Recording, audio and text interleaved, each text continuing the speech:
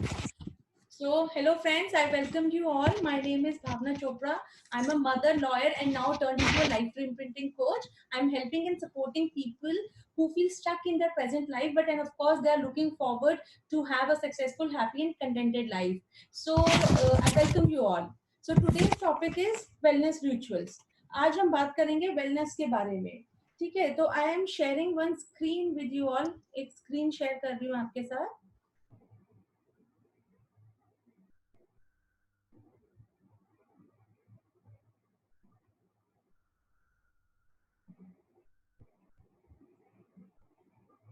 So welcome to wellness rituals. आज हम बात करेंगे कि वेलनेस के बारे में, कैसे हमारा जो माइंड है वो बीमारियों को अट्रैक्ट करता है अपनी तरफ, और आज हमने उसी माइंड को रीसेट करना है.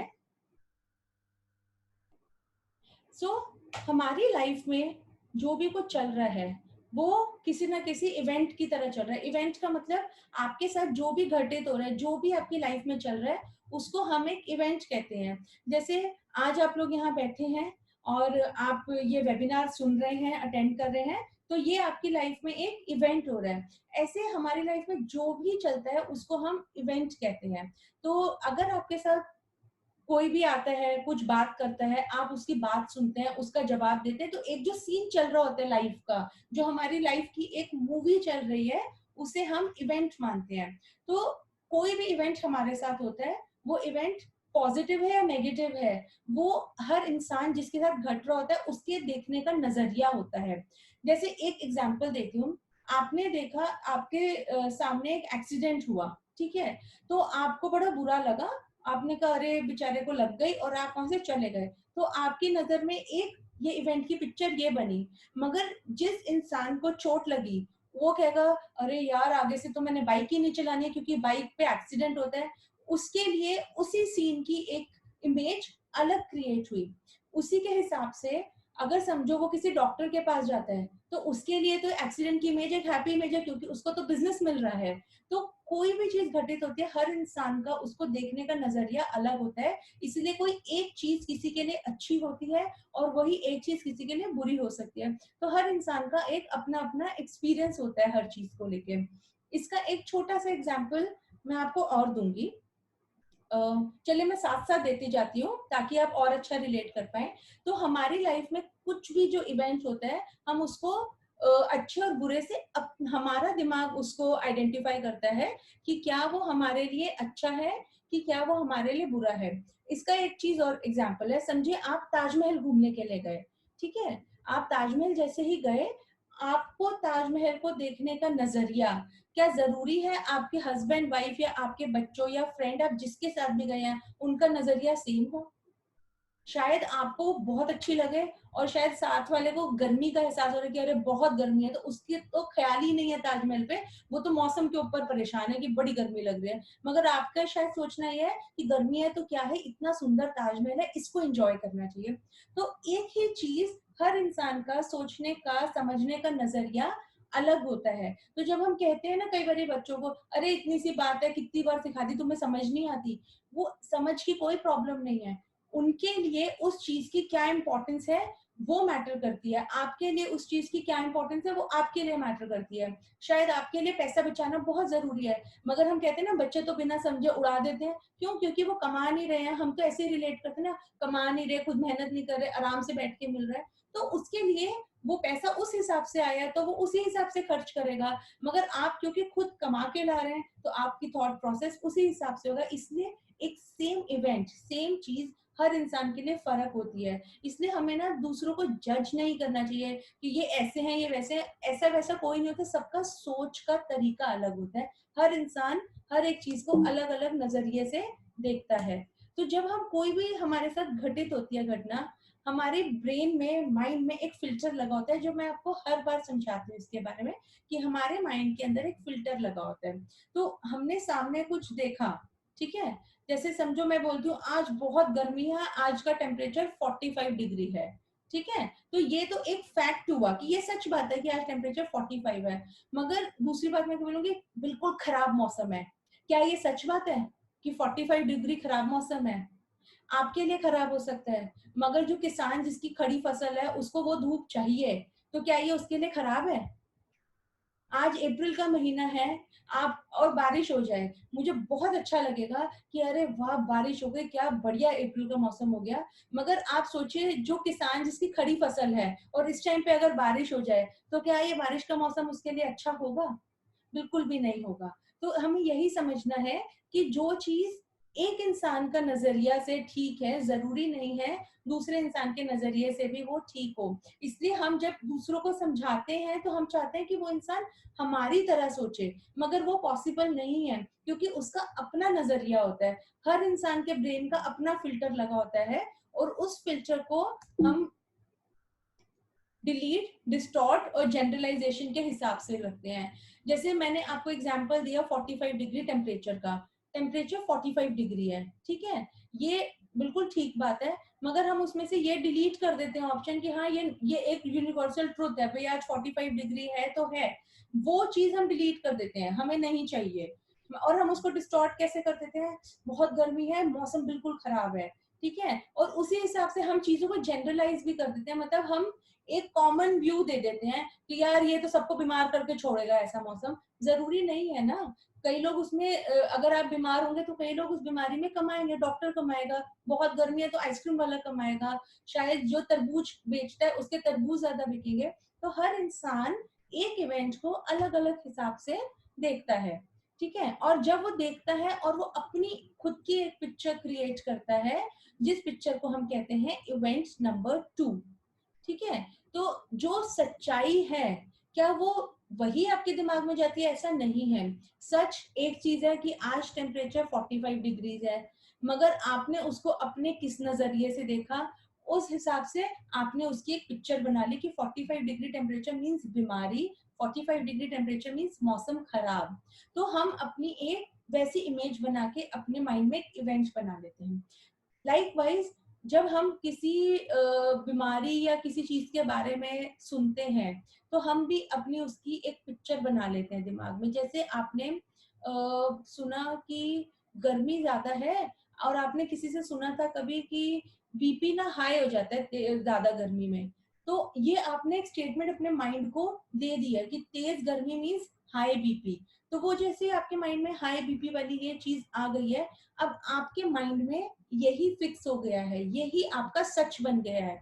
सच तो सिर्फ इतना था कि गर्मी है, ये सच नहीं था कि गर्मी में हर इंसान का हाई बीपी होता है। तो जिस जिस इंसान ने इसको अपना सच बना लिया, वही उसका इवेंट 2 बन जाता है।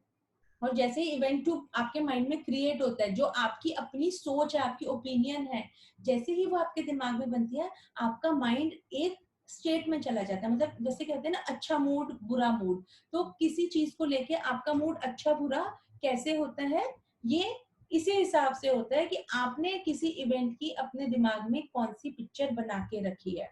तो उसी हिसाब से आपका मूड अच्छा और बुरा होता है, जिसको हम बोलते हैं स्टेट ऑफ माइंड। तो स्टेट ऑफ माइंड कैसी हो सकती है? वो अनरिसोर्सफुल स्टेट ऑफ माइंड भी हो सकती है।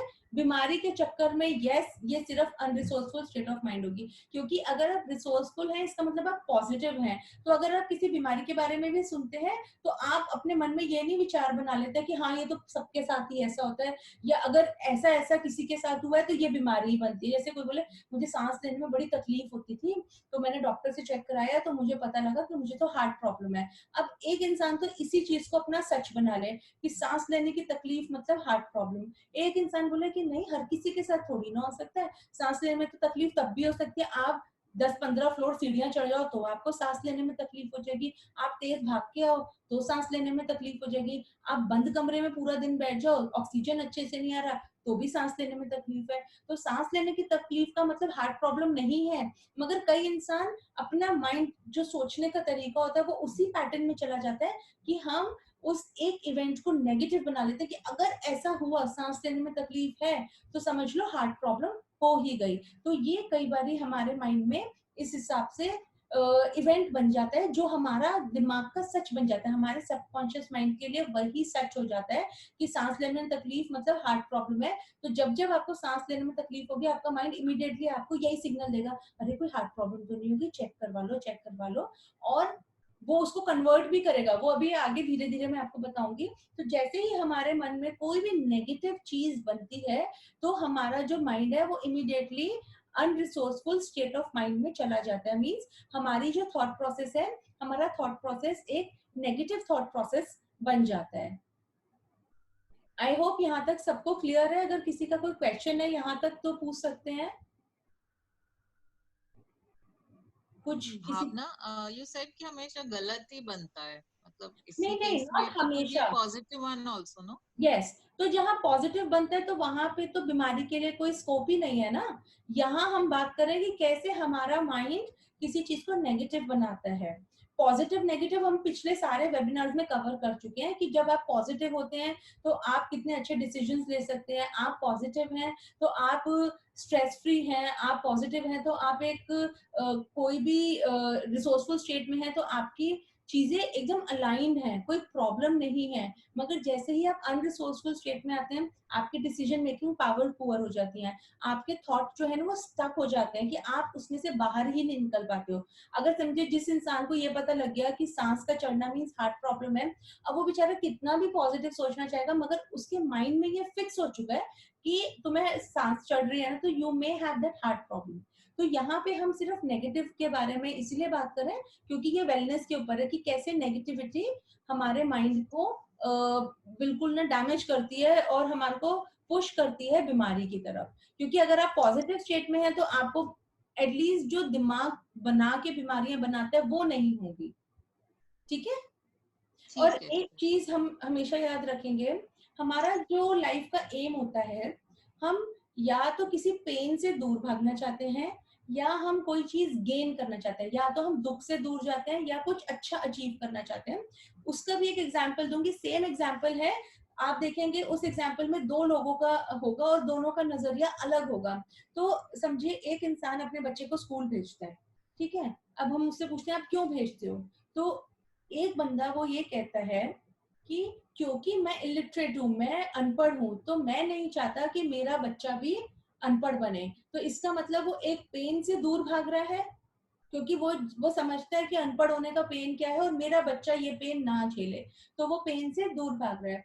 वेरएज हम अगर दूसरे इंसान से पूछते हैं कि आप अपने बच्चे को स्कूल क्यों भेज रहे हैं, तो वो कहेंगे कि हमारे घर में सब कुछ अच्छा है बट हम चाहते हैं कि वो और ऊपर जाए। तो वो क्या कर रहे हैं, वो गेन के तक पास जाने की कोशिश कर रहा है।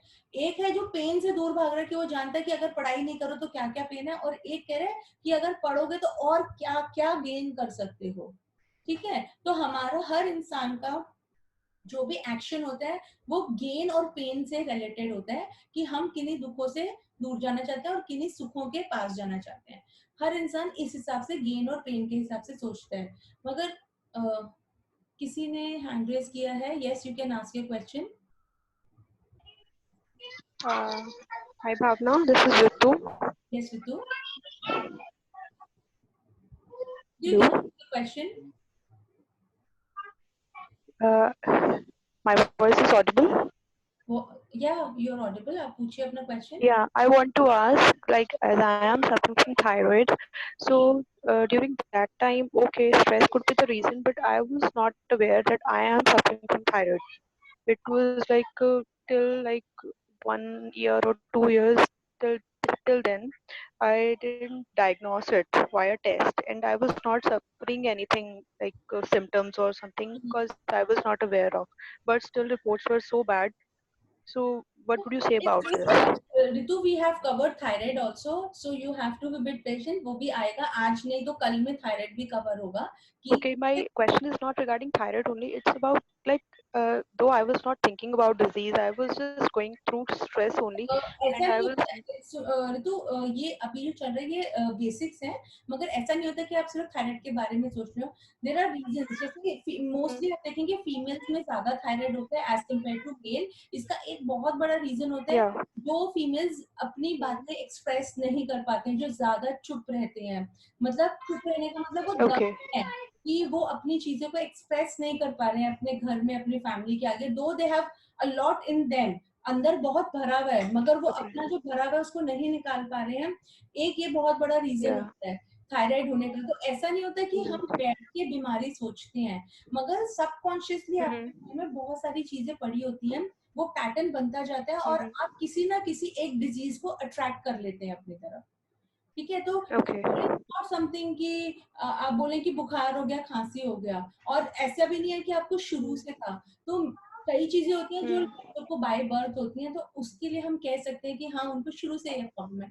बट कई चीजें होती हैं अचानक से आपको ये बीमारी आ गई, अचानक से कहाँ से आ गई, जैसे ठीक ब्रीदिंग चल रही है हाँ. और डायग्नोज हो गया आपको अस्थमा है, क्यों है अस्थमा, क्यों अचानक से, क्यों हो गया? बचपन से आज तक तो कभी भी कोई ब्रीदिंग की प्रॉब्लम नहीं, एकदम से क्यों हो गया? क्यों? क्योंकि शायद समवेयर आपके माइंड में ये चीज भर चुकी है कि दिल्ली की एयर बहुत पोल्यूटेड होती है और सांस लेने में तकलीफ होती है, और अब हम इस एयर को ले रहे हैं, हम बीमार हो रहे हैं। और सिर्फ यही रीजन नहीं होता है, रीजन उसके पीछे बहुत सारे होते हैं। जैसे मैं आपको एक छोटा सा एग्जाम्पल दे देती हूँ। समझिए किसी की फैमिली में किसी की डेथ हुई, और उस डेथ का जो ग्रीफ है वो आपके अंदर है, वो अंदर बढ़ता जा रहा है, बढ़ता जा रहा है, आपने उसको निकाला नहीं अच्छे से। अब किसी के पेरेंट्स या कोई भी किसी की भी फैमिली में डेथ हुई, आप इतने अटैच थे कि वो दुख जो है, वो दुख आपने रो के या कैसे भी खत्म नहीं किया, वो अंदर बढ़ता जाएगा, और वो बढ़ बढ़ के किसी ना किसी डिजीज के फॉर्म में निकल के आता है। सबसे पहले एंजाइटी होती है। देखो हमारी बॉडी हमेशा हमें सिग्नल देती है, हम उस सिग्नल को कितना लेते हैं वो हमारे ऊपर है। कोई भी बड़ी बीमारी आने से पहले एक सिग्नल आएगा एंजाइटी का, ठीक है, अनईजीनेस का, अगर हम उसको कंसिडर नहीं करते, हम सोचते हैं ऐसा ही होगा, ख्याल भी नहीं करते हैं। तो the moment we start thinking about कि ये मुझे एंजाइटी हो रही है and I have to come out of that anxiety, तो वो कई लोग होते हैं एंजाइटी इतनी बढ़ जाती है वो एक्यूट डिप्रेशन में चले जाते हैं। क्यों? क्योंकि जब वो इनिशियल बॉडी सिग्नल देती है हम उसका ध्यान नहीं करते, ऐसा कभी भी नहीं होता है। आपको ऐसा नहीं है कि डायरेक्ट 104 हो जाएगा, पहले आपकी बॉडी थकना स्टार्ट होगी, आप बहुत टायर्ड फील करेंगे, उसके बाद जब आप ध्यान नहीं देंगे तो आपकी बॉडी का टेम्परेचर राइज होगा। ऐसा नहीं होगा कि मैं एकदम फिट हूँ और विद इन 5 मिनट 10 मिनट के बाद मेरा टेम्परेचर 104 हो गया, इट विल नेवर हैपन। तो बॉडी हमेशा किसी भी डिजीज से पहले हमें सिग्नल जरूर देती है, वो सिग्नल हम ध्यान ही नहीं करते हैं। So let's get back to the topic, और ये सारी चीजें आगे you're welcome। तो जैसे ही प्लीज म्यूट योरसेल्फ। सो जैसे ही हमारा माइंड एक अनरिसोर्सफुल स्टेट ऑफ माइंड में आता है, ठीक है, तो which I call as a negative state of mind, जैसे ही आप एक नेगेटिविटी के जोन में आ गए, उस नेगेटिविटी का कुछ भी रीजन हो सकता है। उस नेगेटिविटी का रीजन स्ट्रेस होता है। स्ट्रेस किस चीज का? ऑफिस का, काम का, घर का स्ट्रेस, अपने स्पाउस का स्ट्रेस कि यार ये मेरे हस्बैंड या वाइफ इतना बोल बोल के मेरे को परेशान कर दिया, ये वाला स्ट्रेस। और स्ट्रेस बताओ, नेबरहुड का स्ट्रेस। और ये सबसे बड़ा रीजन है जो आज की डेट में हम लोग सब फेस करते हैं। उसको कहा जाता है कि you are investing that money which you have not earned, as in you are using your credit card, ठीक है, सामान खरीदने के लिए, to impress people whom you do not like। आप किसको इम्प्रेस करना चाहते हो? आप बड़ी बड़ी गाड़ियां लेके और वो करके, ठीक है, if you have money you should buy, if you need it you should buy, but इसलिए क्योंकि मेरा स्टेटस सिंबल बनेगा, इसलिए मैं लोन ले लेके सामान ले रही हूँ। तो हम किसको इम्प्रेस करना चाहते हैं? जो आपके नियर बाय हैं, जो आपके क्लोज पीपल हैं, उनको कोई फर्क नहीं पड़ता कि आप मारुति 800 में घूम रहे हैं या सियाज में घूम रहे हैं या आप किसी BMW में घूम रहे हैं। वो आपसे लिंक्ड है, आपकी गाड़ी या आपके स्टेटस से लिंक नहीं है। तो इसका मतलब ये शो ऑफ हम किसे करते हैं? उन लोगों को जिनके होने ना होने से हमें कोई फर्क नहीं पड़ता है, ठीक है। तो वो पैसा जो हमने कमाया नहीं, उसका इंटरेस्ट भर भर के हम लोन देते हैं। उसके बाद हम उन लोगों को इम्प्रेस करना चाहते होते हैं जिन लोगों से हमारा कोई लेना देना नहीं होता है, ठीक है, जिनको हम लाइक नहीं करते, क्योंकि जिनको लाइक करते हैं वो तो फैमिली है, उन्हें कोई फर्क नहीं पड़ता। और हम कौन सी चीजें अल्टीमेटली खरीद लेते हैं जिसकी हमें जरूरत भी नहीं है। शायद आपका काम सियाज से चल रहा था, मगर क्योंकि लोगों को इम्प्रेस करना है तो मैंने BMW, इसलिए नहीं कि मेरे पास पैसे हैं और मेरे को लेनी ही थी, नहीं। Half of the time you will see people want to impress other people, इसके लिए हम खर्चा कर देते हैं। और ये एक बहुत बड़ा रीजन है जिसकी वजह से आज सोसाइटी इतनी स्ट्रेस्ड है। बच्चों के अंदर कितना स्ट्रेस है, मेरा फ्रेंड एडिडास के शूज पहन के आया है तो मेरे पास भी होने चाहिए, I can not wear these local shoes. Brands जो ये और ये स्ट्रेस हमारे माइंड में कहाँ से आता है? ये स्ट्रेस हमारे माइंड में टीवी से आता है। क्यों? हर वक्त एड्स आती रहती हैं, हर वक्त ये दिखाया जाता है कि एक नॉर्मल जो इंडियन मार्केट की कोई टी शर्ट से बहुत अच्छी टी शर्ट है सुपर ड्राई की, तो वो खरीदो तो आपका एक स्टैंडर्ड बनेगा। तो वो हम उस एक रेस में लगे हुए हैं जिसमें हमें पता नहीं हम किसके आगे हैं और किसके पीछे हैं, हमें कहाँ पहुंचना है, हम क्या चेज कर रहे हैं, हमें कुछ नहीं पता। बट हम सब लोग उस रेस में भागते जा रहे हैं, और उस भागने की वजह से हमारा जो माइंड है वो हर वक्त अनरिसोर्सफुल स्टेट में है, क्योंकि हम एक हमारे अननोन कॉम्पिटिटर्स हैं, हम एक कंपैरिजन में लगे रहते हैं। इसके पास ये है, मेरे पास भी होना चाहिए। आपस में भाई बहन इस लड़ाई में है कि भाई के पास मकान है, मेरे पास 2 होने चाहिए। क्यों होने चाहिए? तुम्हारे को जितना चाहिए उतना लो, तुम्हारे को 4 की जरूरत है 4 लो, बट वाई टू कंपेयर? और ये कंपैरिजन एक बहुत बड़ा रीजन होता है कि हमारी लाइफ इतनी स्ट्रेसफुल होती जा रही है। और जैसे ही हमारा माइंड एक अनरिसोर्सफुल स्टेट में आता है, now we are talking only in terms of wellness, तो वहां हमारे माइंड में एक फियर बनता है। समझो घर में कोई डेथ हुई, तो वो जो डेथ है वो एक फियर मीन्स वो एक ग्रीफ बनेगा, वो ग्रीफ हमारे को आगे परेशानी देगा। ठीक है? कोई भी ऐसे आप किसी सिचुएशन में आते हैं, समझो ऑफिस में आपके बॉस हैं, वो हमेशा एक टेंशन क्रिएट रहती है कि भाई मेरी जॉब बचेगी कि नहीं बचेगी, कैसे होगा, मेरा इंक्रीमेंट होगा नहीं होगा, तो हमेशा एक नेगेटिविटी चलती है माइंड में, जिसकी वजह से माइंड में एक फियर डेवलप होता है। और फियर डेवलप होते ही हमारी जो बॉडी है, हमारी बॉडी का काम क्या है? हमेशा हमारे को रिलैक्स रखना, हमेशा हमारा अच्छा सोचना, तभी हमारी बॉडी हमेशा हमें सिग्नल्स देती है। हमारे अंदर बहुत सारे केमिकल प्रोसेस भी चलते रहते हैं। जैसे आप जानते हैं कि आपका हार्ट बीट कर रहा है, उसमें आपकी कोई कॉन्ट्रीब्यूशन नहीं है, वो अपने आप हो रहा है।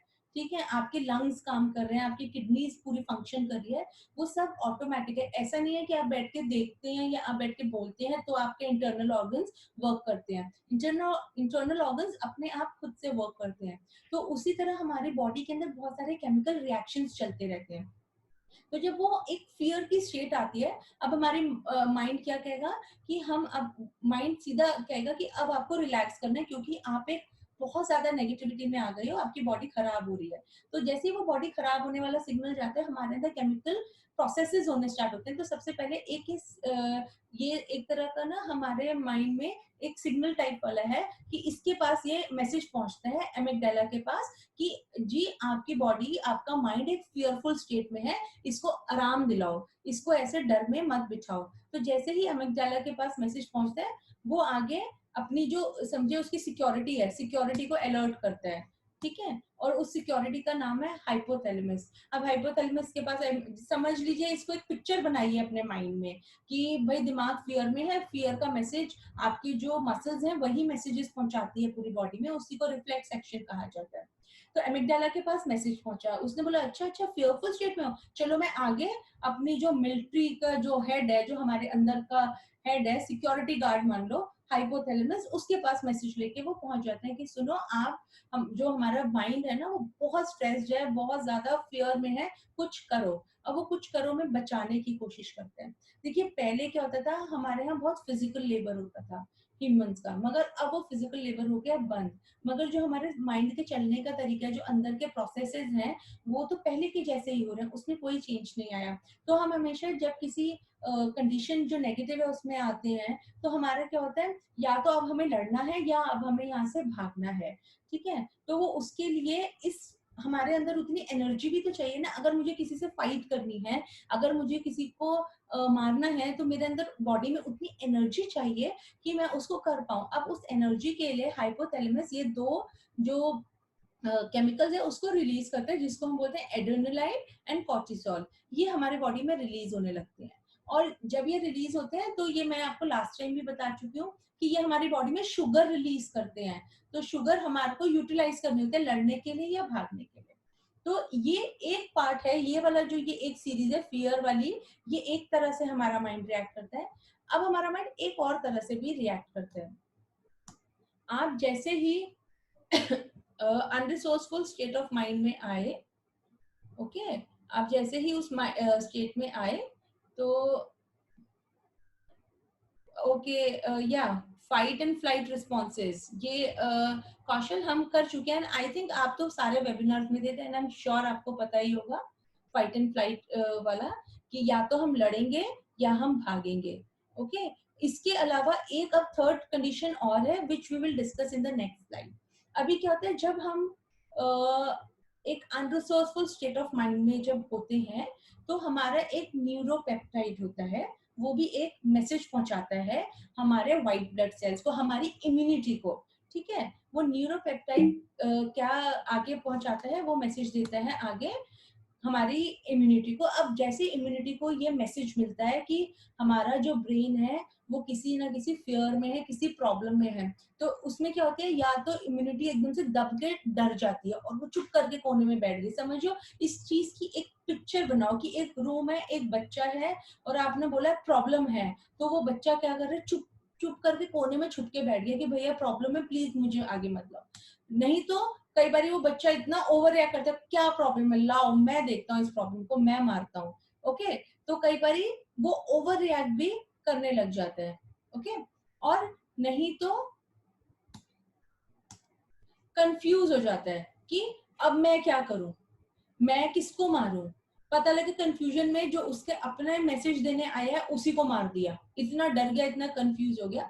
वही हमारी बॉडी में हमारी इम्यूनिटी का हाल होता है, या तो वो जब वो मैसेज सुनती है तो या तो वो सप्रेस होने लग जाती है, मीन्स वो दब जाती है, नहीं तो वो ओवर रिएक्ट करती है कि वो ओवर एक्टिव हो गई, और नहीं तो वो कंफ्यूजन वाली स्टेट में आ जाती है। तो ये दो चेन हमारे माइंड में चलती हैं जब कभी भी हम किसी अनरिसोर्सफुल स्टेट ऑफ माइंड में होते हैं। ओके अभी तक किसी का कोई क्वेश्चन, कुछ प्रॉब्लम हो तो यहीं पे टेकअप कर सकते हैं हम उसको। No question? भावना, ये न्यूरोपेप्टाइड वाला पॉइंट एक बार बताना। ओके जैसे हमारा अनरिसोर्सफुल स्टेट ऑफ माइंड बना और हम फियर में आ गए थे, और जैसे हमारे वो एमिगडाला को सिग्नल पहुंचा और हाइपोथैलेमस ने ये रिलीज करे, तो ये एक चेन रिएक्शन हुई हमारे माइंड में। ऐसे ही दूसरी चेन रिएक्शन भी हमारे माइंड में होती है। तो वो मैसेज जहाँ एमिगडाला की जगह हमारा जो न्यूरोपेप्टाइड होता है, हमारा वहां पे मैसेजिंग जाता है जो डायरेक्ट आपकी इम्यूनिटी को मैसेज जाता है। ठीक है, ये तो शुगर रिलीज कर रहा था कि फाइट एंड फ्लाइट मोड में आ जाओ, मगर एक मैसेज हमारी इम्यूनिटी को भी जाता है, और वो मैसेज जब इम्यूनिटी को जाता है तो इम्यूनिटी हमारी तीन तरह से रिएक्ट करती है, या तो वो सप्रेस हो जाती है, या वो ओवर रिएक्ट होने लगती है, या वो कंफ्यूज होती है। ये जो तीन चीजें हैं इसको हम सिंड्रोम एक्स कहते हैं, जिसको ऑटो इम्यून डिजीजेस और बहुत सारी चीजें से, कैंसर हो गया, एलर्जी हो गया, इन्फेक्शन हो गया, वो सब यहाँ से कवर होते हैं। आप अचानक से आपकी बॉडी में एलर्जी होनी स्टार्ट हो जाती है, आप कहते हैं कुछ भी नहीं किया तब भी एलर्जी हो गई, वो यहाँ पे कवर होता है। वो एक सेपरेट में हम डिस्कस करेंगे इन डिटेल, ये अभी इंट्रोडक्शन है। ये welcome. Now the most important question, why do we get obese? हम मोटे क्यों होते हैं? क्या हम मोटे इसलिए होते हैं कि हम खाना ऐसा खा रहे हैं? और आप देखते हैं कई लोग होते हैं कि खाते हैं तब भी मोटे नहीं होते हैं, कई हैं जो कहते हैं हम तो हवा भी मोटा कर देती है। ऐसा होता है आप लोगों के साथ या नहीं? एक्चुअली मेरे साथ तो बहुत होता है, मैं तो ऐसे ही सोचती हूँ हवा भी लगी और मैं मोटी हो गई। वो एक्चुअली हाँ, वो क्यों होता है, हवा लगी और आप मोटे क्यों हुए? तो उसका ये रीजन है, जैसे ही आप एक फियर के अंदर आए, ठीक है, जैसे हमने बोला कॉर्टिसोल रिलीज हुआ, कॉर्टिसोल रिलीज होते ही हमारे ब्लड में शुगर आई। ओके, शुगर के आते ही हमने ना तो उसको यूज किया, ना हमने लड़ने के लिए यूज किया, ना हमने भागने के लिए यूज किया। ठीक है, तो उसके बाद वो क्या होती है, वो शुगर तो अब रिलीज हो गई ब्लड में, और वो तो रह ही गई अब आपके ब्लड में, अब वो बॉडी के अंदर ही तो है, हमने उसको यूटिलाइज करके खत्म तो नहीं किया। धीरे धीरे जो अनकंज्यूम शुगर होता है वो टर्न होता है जेल में, वो अपने आप। तो उसे यूटिलाइज कैसे कर सकते थे? यूटिलाइज कैसे कर सकते हैं अभी मैं बताऊंगी आपको। ठीक है, तो वो एक जेल में कन्वर्ट होता है, और वो जेल क्या बनता है, फैट। ठीक है, और फैट से हम क्या बन जाते हैं, ओबीस, उसका रिजल्ट होता है ओबेसिटी। तो इसको यूटिलाइज करना एक अलग चीज है, पहले सोचो कि ये रिलीज ही क्यों हो रही है, हमें तो उसका रिलीज रोकना है। यूटिलाइज के लिए तो जैसे कोई आपने सुना लोग कहते हैं बहुत स्ट्रेस में है और हम ओवर ईट कर लेते हैं, या बहुत स्ट्रेस में रहती हूँ तो मेरा वेट बढ़ता जा रहा है। आपने बहुत लोगों को सुना होगा, या किसी का वेट अचानक बढ़ रहा होता है, आप डॉक्टर के पास जाओ, डॉक्टर का पहला क्वेश्चन होता है किस चीज का स्ट्रेस है, अपनी लाइफ में क्या चेंज किया, शेड्यूल में क्या चेंज आया। वो पूछने का रीजन ये होता है कि ऐसा कौन सा स्ट्रेस है। जैसे आप बोलने लगे हो मेरा तो मतलब अब वर्किंग आवर इतने बढ़ गए हैं, मैं सुबह 8 बजे से ऑफिस पहुंच के रात को 9 बजे के बाद ऑफिस से निकल रही हूँ, इसका मतलब you are in a stressful situation. तो उनका ये शेड्यूल जानने का रीजन सिर्फ ये होता है टू इवेल्युएट कि आपका स्ट्रेस लेवल क्या है। तो हमारे को तो ये रिलीज ही रोकना है। Muscles, bones. Can you mute yourself? Okay. तो हमारा तो जो लाइफ का गोल है ये होना चाहिए कि ये एक्स्ट्रा शुगर रिलीज ही नहीं होनी चाहिए। इसका मतलब क्या है कि ये कॉर्टिसोल एक्टिव ना हो। और एक्टिव कब ना हो, देखो कॉर्टिसोल कोई बुरा चीज नहीं है, ये हमारी हेल्प कर रहा है, so it is not negative, मगर जो उसका रिजल्ट है वो हमारे लिए नेगेटिव क्रिएट होता जा रहा है। तो वो अगर हम इसको इस चेन रिएक्शन को बैकवर्ड जाएंगे तो बैकवर्ड जाके हमारा मेन क्या आएगा कि ये जो फियर है, ये फियर ही नहीं होना चाहिए। अगर ये फियर नहीं है तो समझ लो कि ये एक्स्ट्रा शुगर रिलीज नहीं हो रही, आप ओबीस नहीं हो रहे हैं। इसके अलावा एक चीज और है, हमारा थिंकिंग पैटर्न। हमारा माइंड में, जैसे मैंने आपको बताया कि हम चीजों को परसीव करते हैं, तो हमारी परसेप्शन क्या है, डीप फ्राइड खाने से मोटे होते हैं। ऑफ कोर्स होते हैं अगर आप उसको एक्सेसिव खा रहे हैं, बट अगर आप उसको कभी कभार खा रहे हैं बट विद द गिल्ट, तो वो आपको मोटा करके ही जाएगी। क्यों? क्योंकि आपके माइंड ने आपको ये दिया है कि आज तुमने छोले भटूरे खाए हैं ना, तो देखो आज तो वेट बढ़ेगा ही बढ़ेगा। और एक्चुअली बढ़ेगा आपका, वो इसलिए बढ़ेगा क्योंकि आपका माइंड, जो आपने अपने माइंड को एक थॉट दिया जो आपके सबकॉन्शियस में कहीं ना कहीं से फीड होके रखा हुआ है कि ये खाने से मोटे होते हैं, तो वो आपको सही तो प्रूव करेगा, माइंड अपने आप को गलत थोड़ी प्रूव करेगा। तो कहेगा ठीक है आज तो इनका वजन बढ़ाना है। तो जैसे ही आप वो खाओगे ना, आप एक स्ट्रेस क्रिएट करते हो अपने माइंड के अंदर, और जैसे ही वो स्ट्रेस क्रिएट करते हो एक्स्ट्रा शुगर रिलीज होने लगती है, और वो एक्स्ट्रा शुगर रिलीज होते ही ये पूरी चेन रिएक्शन चालू हो जाता है, और वो आपका वेट उस दिन जरूर बढ़ेगा। और जिस दिन आप मजे से खा लो, कुछ मत सोचो, बट इट डजंट मीन कि हम कुछ भी खाएं और हम सिर्फ पॉजिटिव सोचें और हमारा वेट नहीं बढ़ेगा। No, that is not true, I am not saying this. Of course आपको एक्सरसाइज करनी ही करनी है, आपको हेल्दी फूड खाना ही खाना है, आपको अपने डाइट को बैलेंस रखना ही है, but you should make sure कि आप जो खाना खाते हो वो ट्रांस फैट वाला ना हो। डीप फ्राइड खाना है, घर में बना हुआ डीप फ्राइड खा सकते हैं because the oil is good. बाहर का ऑयल आपको पता नहीं था, जो हम पैकेट वाले चिप्स खाते हैं, बच्चों को भी दिलाते हैं, वो कितने गंदे तेल में बना हुआ होता है, चाहे वो कोई भी ब्रांड हो। उससे बेटर है आप अगर घर में बच्चे को डीप फ्राई करके कोई चिप्स दे देंगे, वो 1000 टाइम बेटर है, और वो आपकी बॉडी को उतना इफेक्ट नहीं करेगा। रादर उसका जो इफेक्ट होगा वो सिग्निफिकेंट भी नहीं होगा जितना इफेक्ट जो आप बाजार का खाते हैं उससे होता है।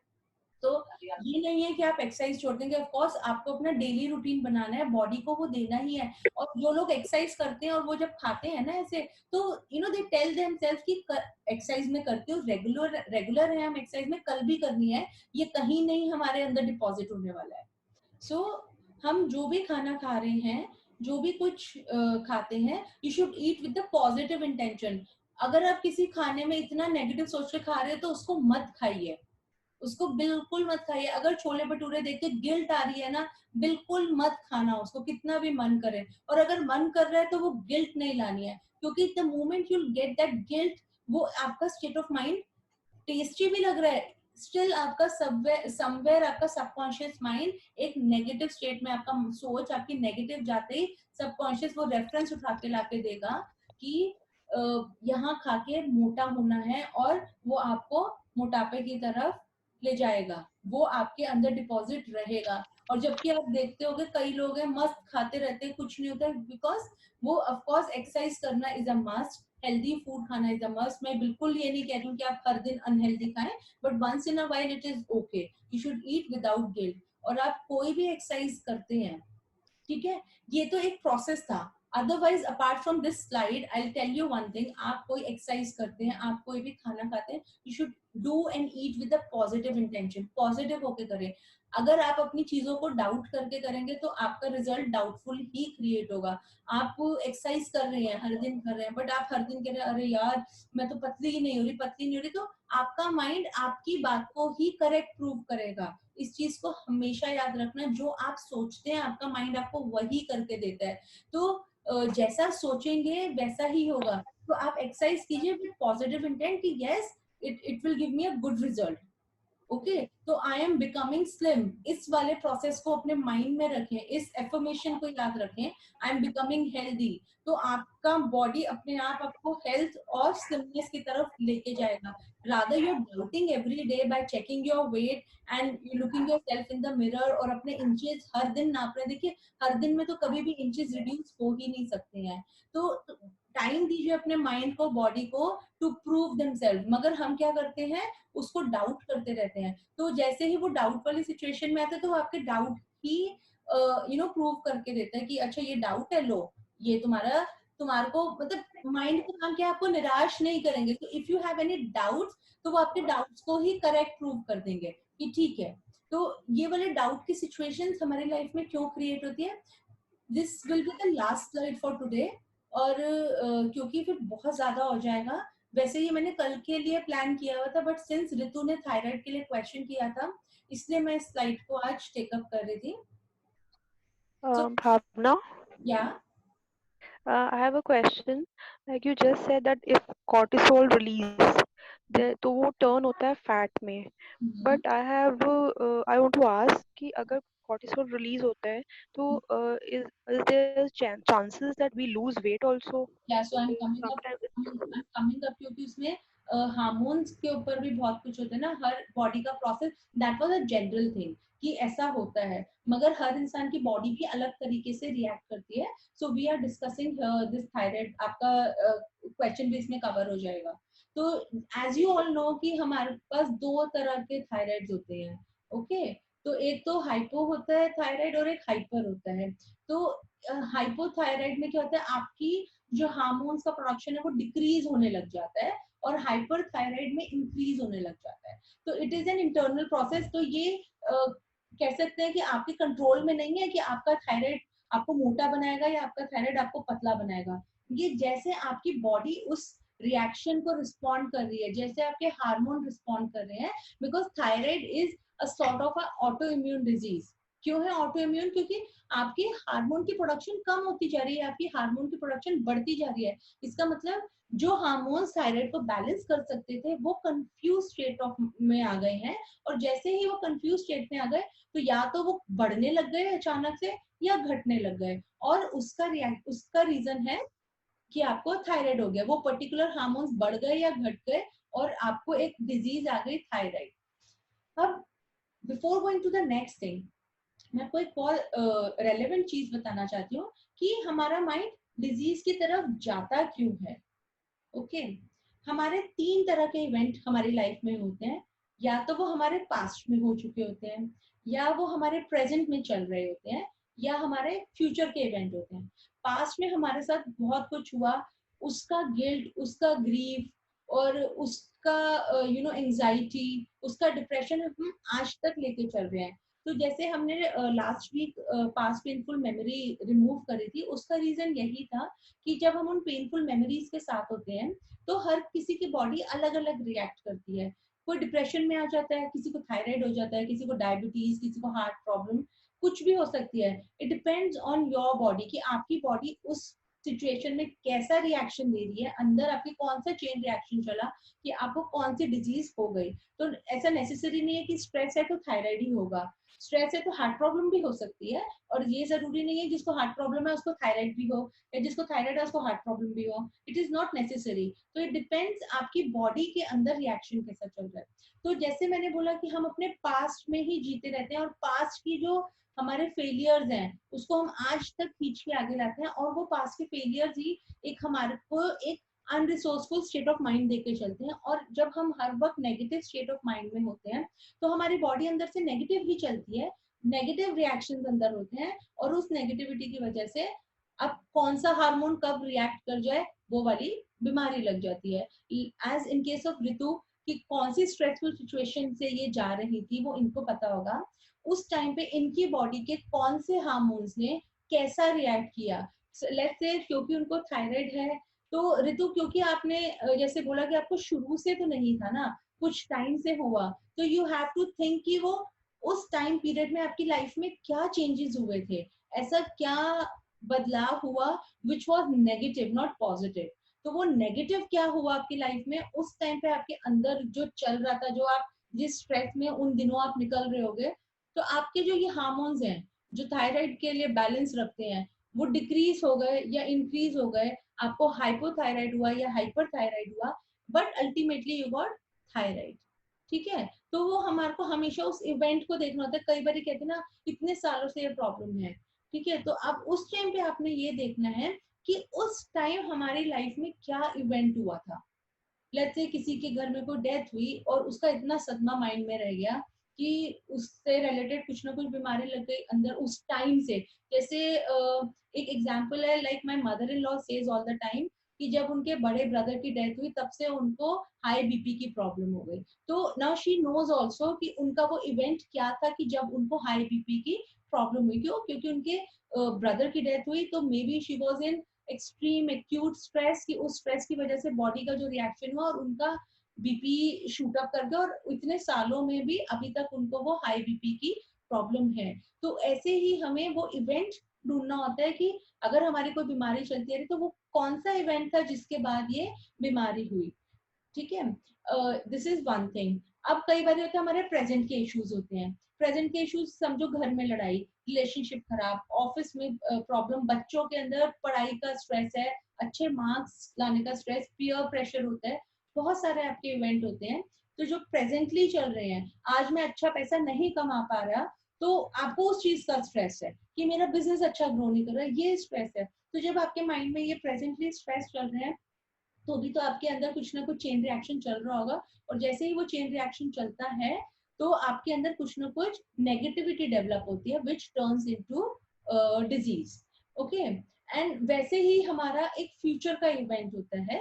तो फ्यूचर कैसे क्या होता है, जहां हमारी अनसर्टनिटी दिखती है फ्यूचर की, कि हमारा फ्यूचर सर्टन नहीं है, हमें अपने फ्यूचर पर डाउट है कि यार आज ही नहीं कमा रहा, कल क्या कमाऊंगा। जहां हमारे को फ्यूचर में अनसर्टेनिटी दिखती है तो हमारे माइंड में उस अनसर्टेनिटी के भी रेफरेंसेस होते हैं।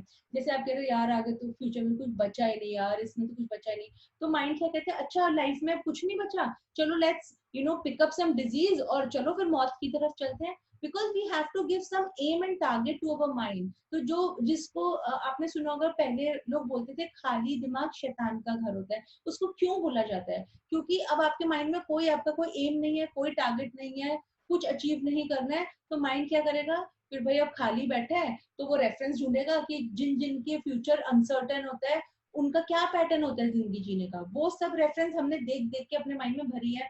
जैसे हम कहते हैं अरे रिटायरमेंट के बाद क्या लाइफ है, ऐसे ही पड़े हुए हैं बस काट रहे हैं, ये रेफरेंस एक आपके माइंड में बना हुआ है। अब आपको है कि यार मेरा तो ऐसे कोई बिजनेस नहीं चल रहा, तो मेरी लाइफ में क्या बचा, तो वो रेफरेंस उठा के आ जाएगा, जिंदगी काटनी है, तो आपकी लाइफ एक्चुअली वैसी हो जाएगी, ये अब कुछ दिन की जिंदगी बची है। तो वो आपको बॉडी कुछ ना कुछ ऐसा डिजीज देगी कि एक्चुअली आपकी लाइफ अब कुछ दिन की ही रह जाए। तो जैसी थॉट हम माइंड को देंगे, वैसे इसीलिए कहा जाता है कि अपने माइंड को थोड़ा ऑक्यूपाइड रखें, क्योंकि जो थॉट आप माइंड को देंगे माइंड वैसे ही रिएक्ट करेगा।